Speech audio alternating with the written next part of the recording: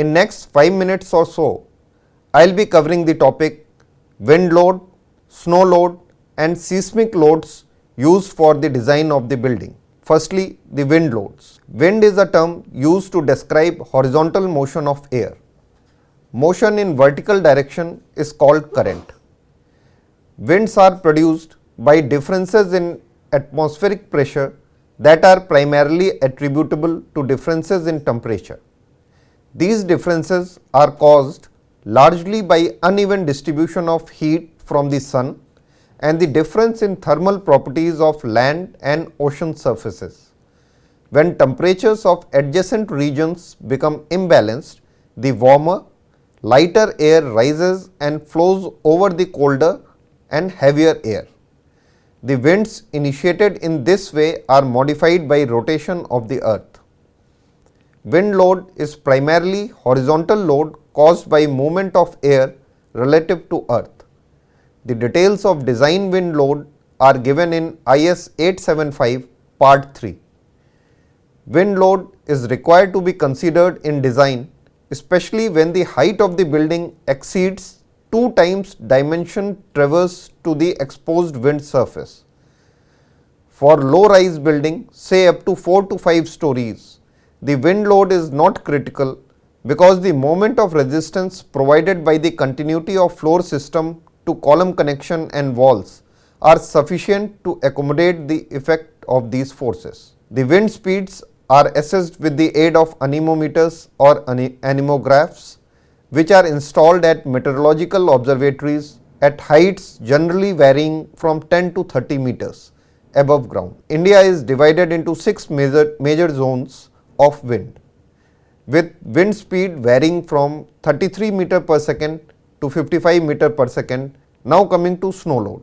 The minimum design snow load on a roof area or any other area above ground which is subjected to snow accumulation is obtained by multiplying the snow load on ground by the shape coefficient as applicable to the particular roof area considered. Ground snow load at any place depends on the critical combination of the maximum depth of undisturbed aggregate cumulative snowfall and its average density. So far, sufficient data are not available to determine the shape of coefficient in a statistical basis. Therefore, a nominal value is given depending on the shape of the building. And lastly, coming to the seismic loads. Earthquakes are catastrophic events that occur mostly at the earth's crust called tectonic plates. When movement occurs in these regions along faults, waves are generated at the earth's surface that can generate very destructive effects. They can cause very significant reshaking of damaged frames, which makes earthquake-induced disasters more hazardous. Earthquake is a manifestation of rapid release of stress waves during a brittle rupture of rock mass along a geological fault zone. Seismic motion consists of horizontal and vertical ground motions. The vertical motion usually having a much smaller magnitude and the horizontal motion of the ground causes the most significant effect on the structure by shaking the foundation back and forth. Seismic load can be calculated taking the view of acceleration response of ground to the superstructure. According to the severity of earthquake intensity, they are divided into 4 zones. Zone 1 and 2 are combined as Zone 2, Zone 3, Zone 4 and Zone 5.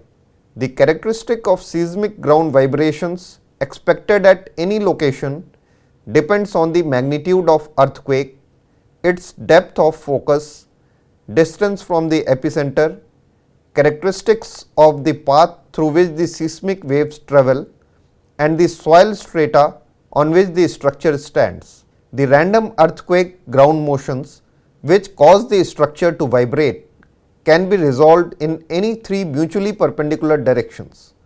The predominant direction of ground vibration is usually horizontal. The design approach adopted in IS code is to ensure that structure possesses at least a minimum strength to withstand minor earthquakes which occur frequently.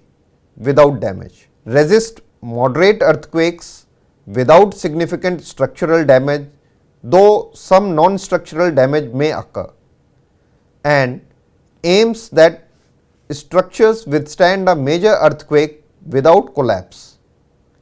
Actual forces that appear on structures during earthquake are much greater than the design forces specified in IS code. However, ductility arising from inelastic material behavior and detailing and overstrength arising from the additional reserve strength in structure over and above the design strength are relied upon to account for this difference in actual and design lateral loads. Ladies and gentlemen, I have come to an end of this video. Thanks. Jai Hind.